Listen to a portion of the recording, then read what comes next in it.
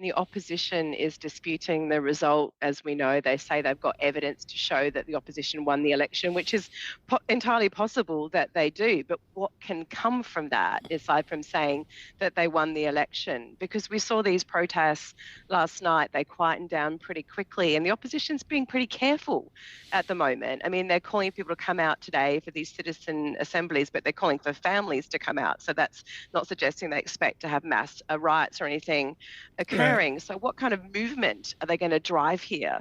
And just sort of saying that Maduro needs to respect the will of the people, what is that actually going to achieve? My history of this is to study always the military. Is the military linked or separate from Maduro?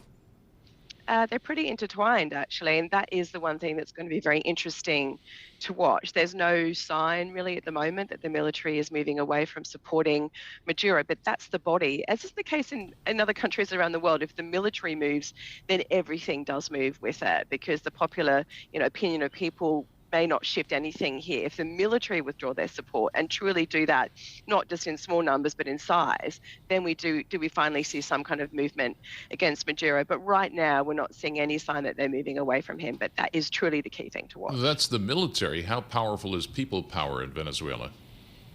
Well, again, you can see that Maduro has been quite willing, you'd have to say, to allow his people to tolerate, a very high level of economic challenge. I mean, the situation that Tom was just pointing out in Venezuela has been desperate for years, and Maduro's allowed that. He's tolerated that for his own ability to stay in power. So is he going to be concerned about his people suffering even further economically or under sanctions or whatever?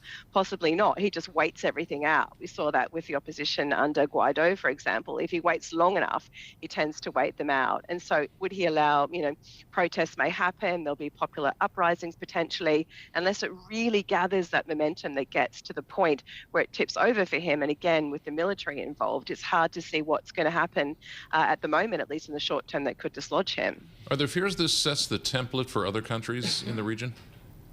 Well, there's always been, obviously, in the region, that link between, again, military and politics, and that concern about how far the military has its tentacles into politics and how much leaders, individual leaders, lean on the military to give them that support. And so there's quite a sense of unease, obviously, in the region, given its history in some countries about that. But certainly, as we've seen elsewhere in the world, in parts of Asia, for example, the military has played that key role. And if the military, continue their support or withdraw their support, then you see that lead to become very vulnerable very quickly. Right. So there's obviously a template in other countries from that.